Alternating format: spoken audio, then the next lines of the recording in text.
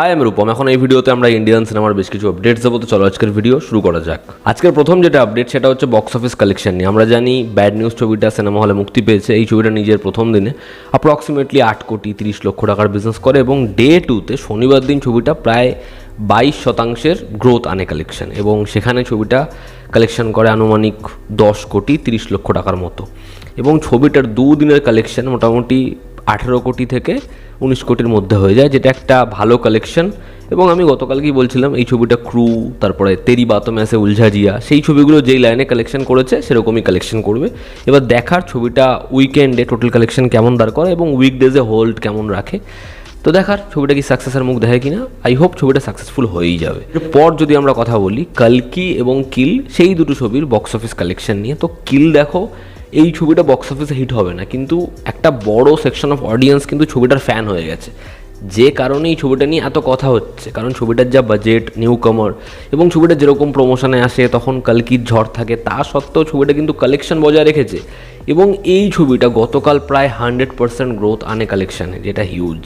অপরদিকে আমরা যদি কালকির কথা বলি, কালকির অল ওভার ইন্ডিয়াতে যা ফুটফলস তৈরি হয়েছে, যেরকম লোকে এই ছবিটা দেখেছে, টিকিট উইন্ডোতে অডিয়েন্সের যেভাবে ভিড় দেখা গেছে, সেটা কিন্তু জওয়ান, পাঠান, অ্যানিমাল, গদর 2 সেই প্রত্যেকটা ছবির ফুটফলসকে টপকে গেছে। এখনও পর্যন্ত কালকির টোটাল ফুটফলস হচ্ছে 3.57 CR, যেটা জওয়ান, পাঠান, গদর 2, অ্যানিমাল প্রত্যেকটা ছবির থেকে বেশি। এবং কালকি হিন্দি বেল্টে ট্রিপলার যে বিজনেসটা করেছিল 275 কোটি টাকার আনুমানিক, সেই কালেকশনকেও গতকালকে টপকে গেছে। পরবর্তী যেটা আপডেট সেটা হচ্ছে আয়ুষ্মান খুরানা আবার কমেডি জোনে ফিরছে এবং সে রাজ সান্ডেলের সাথে তার পরবর্তী কাজ করতে চলেছে। রাজ সান্ডেলিয়া তাকে ড্রিম গার্ল হিট দিয়েছে, ড্রিম গার্ল 2 দিয়েছে, এবং রাজ খুব ভালো একজন রাইটার।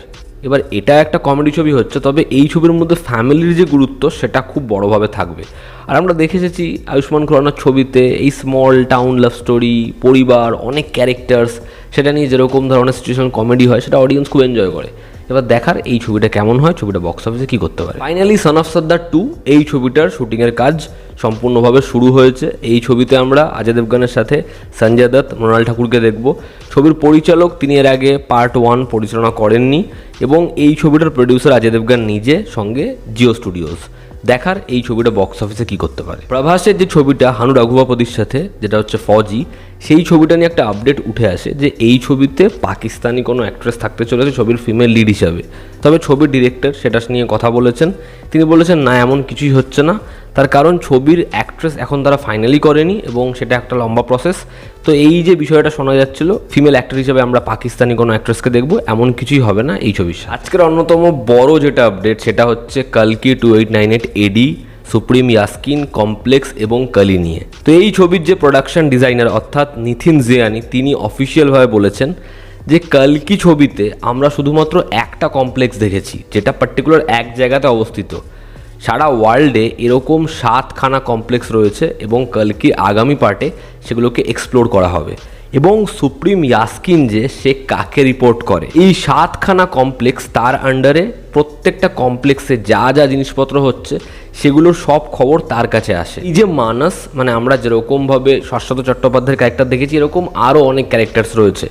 তবে এই প্রত্যেকটা রিপোর্ট সবাই করে হচ্ছে সুপ্রিম ইয়াস্কিনকে, এবং সুপ্রিম ইয়াস্কিন সে রিপোর্ট করে ইনভিজিবল ডিভাইন ফোর্স কালিকে। তো এখনও সারপ্রাইজেস বাকি আছে বস। দেখার এই ছবিতে আমরা আর কি সারপ্রাইজেস পাই। তবে এরকম একটা আপডেট আমার মনে হয় অডিয়েন্সকে মারাত্মকভাবে এক্সাইটেড করে দেবে। নানির পরবর্তী যেটা ছবি শ্রীকান্ত ওডেলার সাথে, যিনি এর আগে তাকে নিয়ে দশেরা বানিয়েছে, সেই পরবর্তী ছবির বাজেট হতে চলেছে 100 কোটি টাকা। এটা একটা ম্যাসিভ স্কেলে শ্যুট হবে। দেখার এই ছবিতে নানিকে আমরা কীরকমভাবে পাই। একটা বাংলা ছবি, বড় ছবি, সেই ছবিটা আটকে গেল কেন সেটা আমরা বলছি। তো রিসেন্টলি SVF তারা একটা ছবি অ্যানাউন্স করে, যেই ছবিতে আমরা বুম্বাদা অনির্বাণকে দেখতে পেতে চলেছি, এবং ছবিটা পরিচালনা করবেন দিলখুশ কিশমিশ খ্যাত রাহুল মুখার্জি, যিনি বেশ ভালো একজন পরিচালক। কিন্তু তিনি ফেডারেশনের নিয়ম না মেনে শ্যুট করায় তাকে তারা সাসপেন্ড করে দিয়েছে। এবার বিষয়টা হচ্ছে এই ছবিটার অ্যানাউন্সমেন্ট হয়ে গেছে এবং ছবিটার শ্যুটিং, ছবিটা ফ্লোরে যেত আগামীকাল থেকে, কিন্তু যেহেতু তাকে 3 মাসের জন্য সাসপেন্ড করা হয়েছে, সেই কারণে তিনি এখন 3 মাস অক্টোবর অবধি কোনো ছবি পরিচালনা করতে পারবেন না।